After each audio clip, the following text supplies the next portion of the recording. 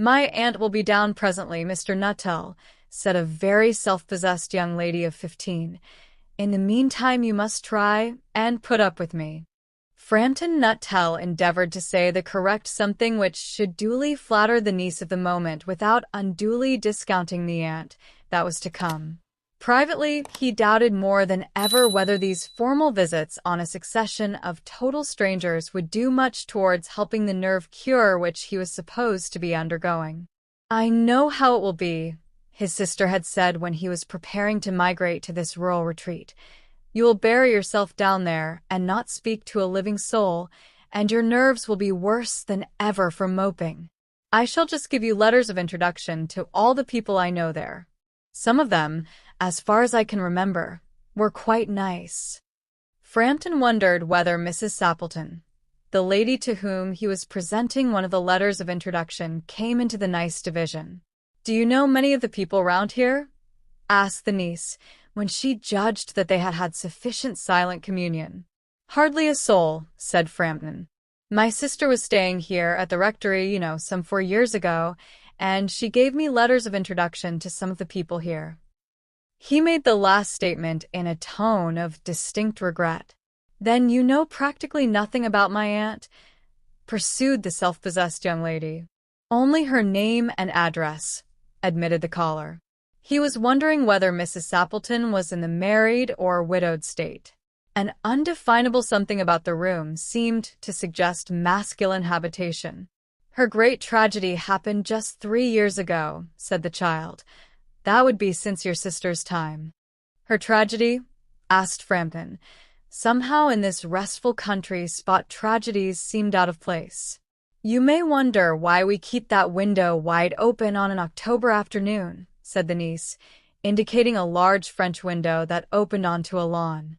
"It is quite warm for the time of the year," said Frampton. "But has that window got anything to do with the tragedy?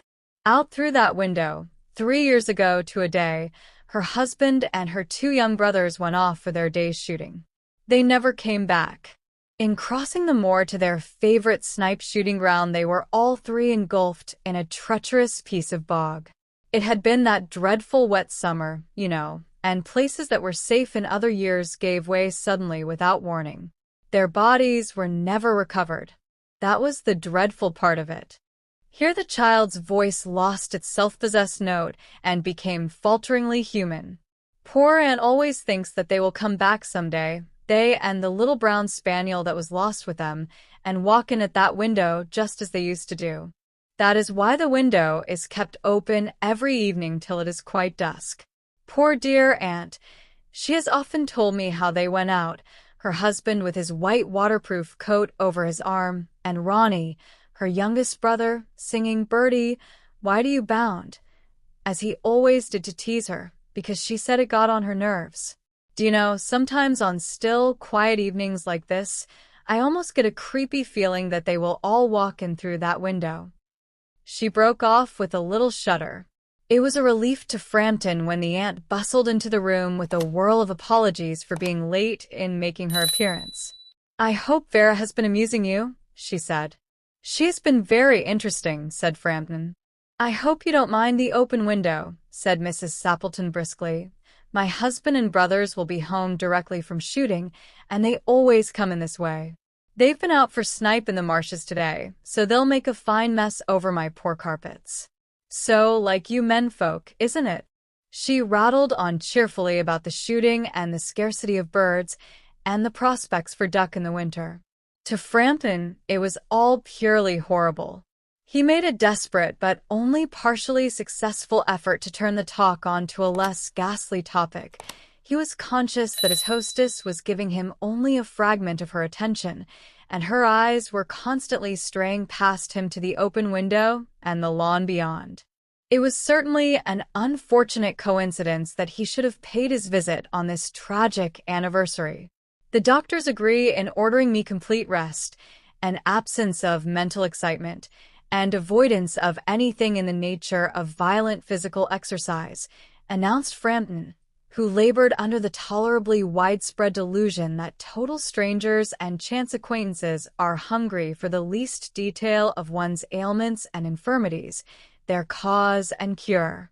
On the matter of diet, they are not so much in agreement, he continued. No, said Mrs. Sappleton, in a voice which only replaced a yawn at the last moment. Then she suddenly brightened into alert attention, but not to what Frampton was saying. Here they are at last, she cried. Just in time for tea, and don't they look as if they were muddy up to the eyes? Frampton shivered slightly and turned towards the niece, with a look intended to convey sympathetic comprehension. The child was staring out through the open window with a dazed horror in her eyes. In a chill shock of nameless fear, Frampton swung round in his seat and looked in the same direction. In the deepening twilight, 3 figures were walking across the lawn towards the window.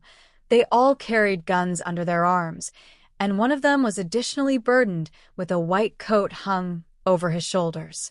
A tired brown spaniel kept close at their heels. Noiselessly they neared the house, and then a hoarse young voice chanted out of the dusk. I said, Bertie, why do you bound? Frampton grabbed wildly at his stick and hat. The hall door, the gravel drive, and the front gate were dimly noted stages in his headlong retreat. A cyclist coming along the road had to run into the hedge to avoid imminent collision. Here we are, my dear, said the bearer of the white mackintosh, coming in through the window. Fairly muddy, but most of it's dry. Who was that who bolted out as we came up? A most extraordinary man, a Mr. Nuttall, said Mrs. Sappleton. Could only talk about his illnesses, and dashed off without a word of goodbye or apology when you arrived. One would think he had seen a ghost. I expect it was the spaniel, said the niece calmly. He told me he had a horror of dogs. He was once hunted into a cemetery somewhere on the banks of the Ganges by a pack of pariah dogs, and had to spend the night in a newly dug grave with the creatures snarling and grinning and foaming just above him. Enough to make anyone lose their nerve. Romance at short notice was her speciality.